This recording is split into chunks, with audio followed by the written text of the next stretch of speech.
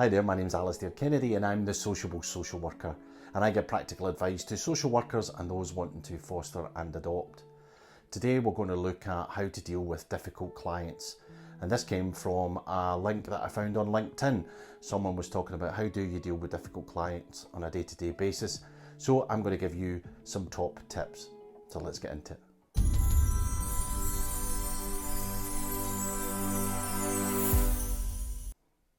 Top tip number one, prepare. Make sure you take loads of notes and actually jot down what you're going to say. Obviously don't take the notes into the meeting with you because then you'll look really inexperienced.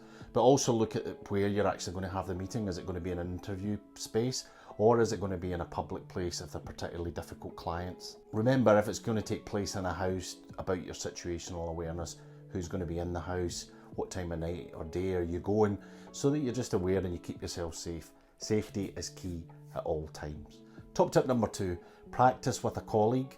Sometimes it's good just to go over what you're going to be saying and just to hone your communication skills, and the colleague can repeat back to you what you've said and have they heard things properly, and also that really helps with court work as well.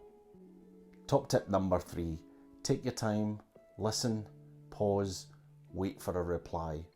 If they're talking over you constantly, wait for that reply, wait for a gap in proceedings, and then go ahead and say what you need to say. And also think about what you're saying. If you were saying it to yourself, how would that be received? And if you were in their shoes, what stress would you feel and how would you reply to that? And are you communicating clearly enough? Stay calm, take deep breaths. It's always better to have a really calm demeanour in any sort of social work situation, but especially with difficult clients. And also never tell anyone to calm down. It always makes the situation worse.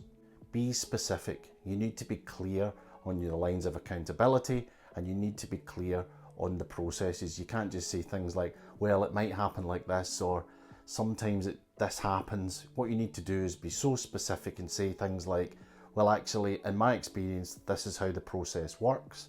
And I found that the last time we did a child protection meeting, this is exactly what happens. And these are exactly the outcomes. And if you do that calmly and in a structured fashion, people will usually stay calm. Top tip number five, if people are rude, they're very aggressive, they're posturing or they're swearing, then you need to take control and you need to end that conversation and that interview. It's better for them to take the time outside of the office, have a cigarette, go for a walk, and you also crucially get some time to yourself to refocus and think about how you're going to move the actual conversation on. And sometimes with clients who are revolving door clients who are really aggressive, sometimes it's best to say things like, would you talk to your mum like that? Or would you talk to your grandparents like that?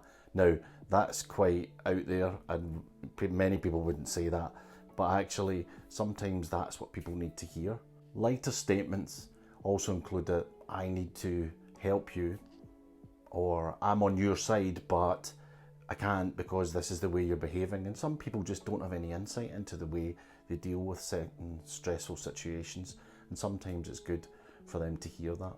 Top tip number six, remember to write everything down. Remember to put it on the system. Too often I see people just saying, Mr. C had an outburst. Well, what does that actually mean, an outburst? What did they actually say? How did they say it?